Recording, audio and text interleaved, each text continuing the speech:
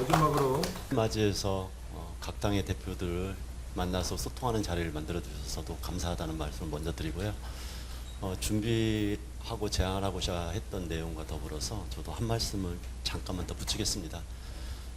지금 2차 종합특검 관련해서 용해인 대표께서도 말씀하셨지만 이것은 죽은 권력에 대한 구간 참시가 아니라 진실에 근거해서 역사를 바로잡고 민주주의를 회복하게 한 당연한 조치라고 생각을 해주셨으면 좋겠습니다. 이게 정쟁의 사안이 아니라 지금 내란을 겪었던 대한민국이 민생과 민주주의 회복을 하는 과정에서 반드시 거쳐야 될 것이고, 지금 짧은 기간에 특검을 통해서 많은 지시를 밝혀내지 못한 한계를 다시 한번 보완하는 과정이라고 꼭 말씀을 드리고 싶습니다. 이에 대해서 국가수사본부의 수사 역량을 하는 계기로서 국가수사본부에서 하는 게 좋겠다 이렇게 천하람 원내대표께서 말씀하셨는데, 오히려 그게 또 다른 정쟁을 낳을 가능성이 있기 때문에 공정한 특검을 통해 가지고 진행이 돼야 된다는 말씀을 드리고, 동공천 특검과 통일교 특검은 오히려 특검을 하자고 하면서 종합특검은 국가수사본부로 맡기자는 것은 오히려 이게 모순적인 상황이다.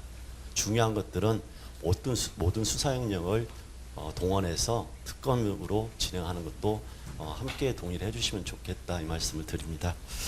그리고 새해를 맞이해서 그동안 7개월 동안 대통령님께서 정말 어려운 대한민국의 위기의 극복을 위해서 노력하셨는데, 이제 새해를 맞이해서는 그 한 발 더 나아가는 대한민국의 대전환의 계기를 만드는 시간이 되어야 된다고 생각합니다.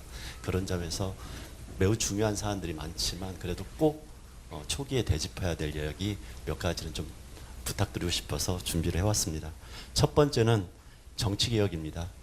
조국 대표님이나 다른 대표님들도 말씀드렸지만 지금 일극체제, 수도권 일극체제를 극복하기 위해서 지방분권과 지방자치제도의 복원이 필요하다고 하면서 우리가 이제 행정통합까지도 고민하고 있는 게 사실입니다.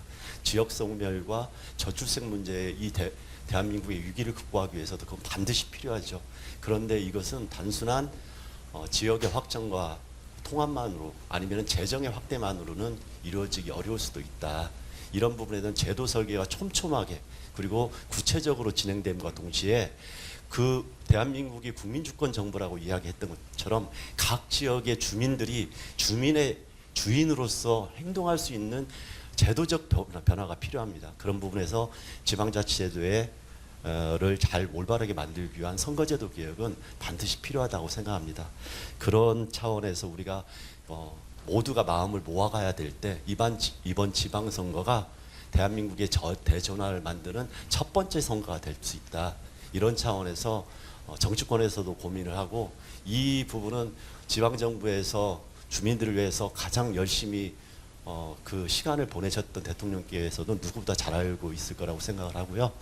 이게 단순하게 이제 정치권만의 문제가 아니라 대통령님께서도 국가를 위해서 우리 주민들을 위해서 이런 의지를 한 번 더 표명을 해주시면서 함께 마음을 모아갈 때 이런 새로운 변화가 만들어질 수 있다고 생각을 해서 다시 한번 간곡하게 한번 말씀을 드렸습니다. 그리고 두 번째는 자본시장 정상화와 민생회복 관련 내용인데요. 코스피 지수가 이제 4,800을 넘어서 5,000으로 가고 있는 상황인데, 이에 비해서 자본시장과 이제 경제 활성화하는 성장 동력은 발생하는데 우리 민생 문제나 그 다음에 불평등 문제는 완화되고 있지 않습니다. 심지어는 1950년대 토지개혁 이전으로 불평등 상황이 나빠지고 있다, 이런 통계도 나오고 있습니다.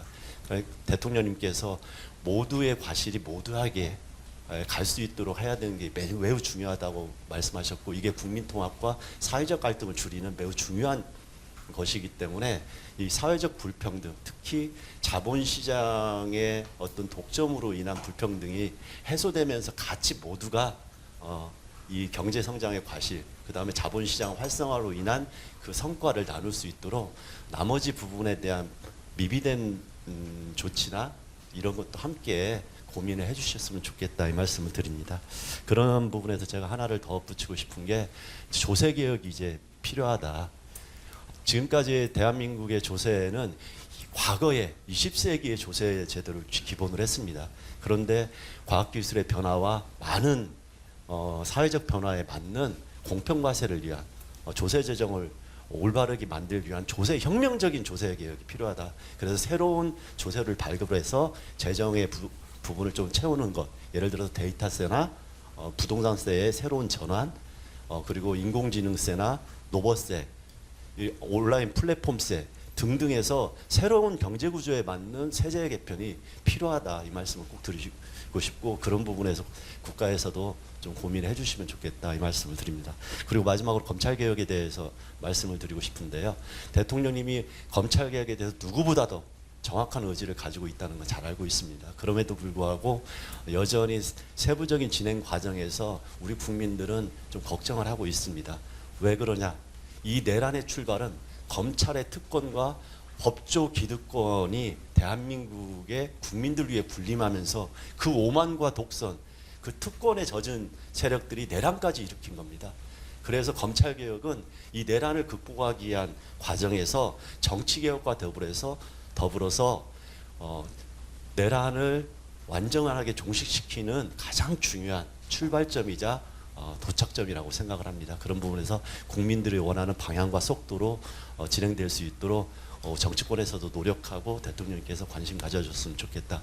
특히나 이 경찰로 어떤 수사권이 또 다르게 독점되면서 발생한 문제점은 검찰을 통해서 하는 게 아니라 새로운 검찰개혁 방안을 통해서 해야 된다는 이 기준은 사라지지 않았으면 좋겠습니다.